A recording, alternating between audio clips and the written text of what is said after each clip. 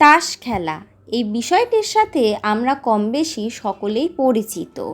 ছোটবেলা থেকে আমরা কম বেশি সবাই তাস কোনো না কোনোভাবে খেলে এসেছি, কিন্তু কবে কোথায় প্রথম তাস খেলা শুরু হয়েছিল তা নিয়ে নানা মুনির নানা মত। কিন্তু ভারতে তাস খেলার ইতিহাস দীর্ঘদিনের।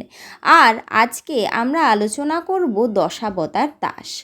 নমস্কার, ফ্রি থিঙ্কিংয়ের একটি ভিডিওতে আপনাকে স্বাগত জানাই।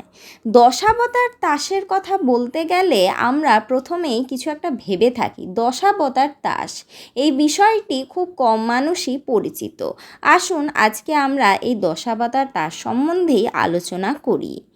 এই দশাবতার তাস হলো ঐতিহ্যশালী পটচিত্র কৌশলে তৈরি, যা এসেছিল সুদূর পারস্য থেকে। গঞ্জিফা নামে পরিচিত গোল বা আয়তকার এই তাসগুলি হাতে আঁকেন কারিগররা। যদিও আমাদের দেশে গোলাকার গঞ্জিফা তাসেরই প্রচলন বেশি। এক সময়ে খেলাটি মুঘল দরবারেও তুমুল জনপ্রিয় হয়ে উঠেছিল।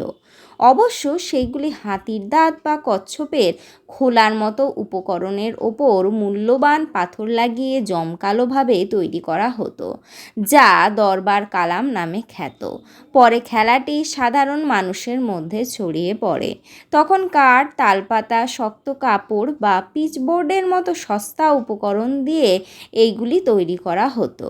সেইগুলিকে বলা হতো বাজার কালাম। ষোড়শ শতকে মুঘল সম্রাটদের সময় ভারতে তৈরি গঞ্জিফা তাস অত্যন্ত জনপ্রিয় হয়ে ওঠে। বিষ্ণুপুরে রাজা হাম্বিরের আমলে এই খেলার প্রচলন, যা দশাবতার তাস নামে খ্যাত।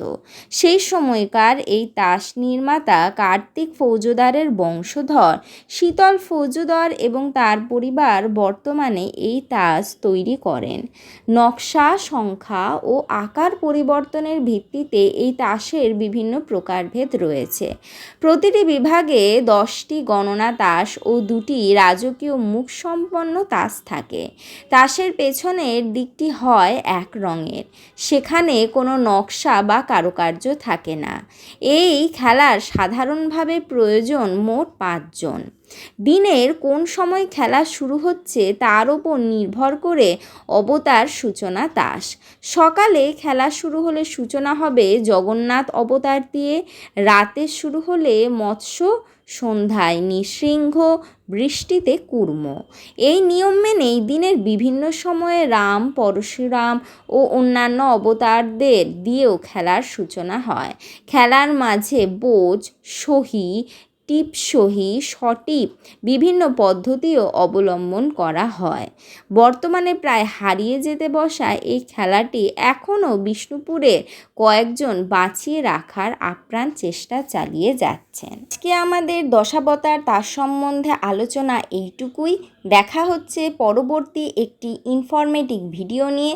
ততক্ষণ আপনারা ভালো থাকবেন, সুস্থ থাকবেন এবং ভিডিওটি যদি ভালো লেগে থাকে তাহলে চ্যানেলটিকে সাবস্ক্রাইব করে একটি লাইক করে দেবেন। ধন্যবাদ।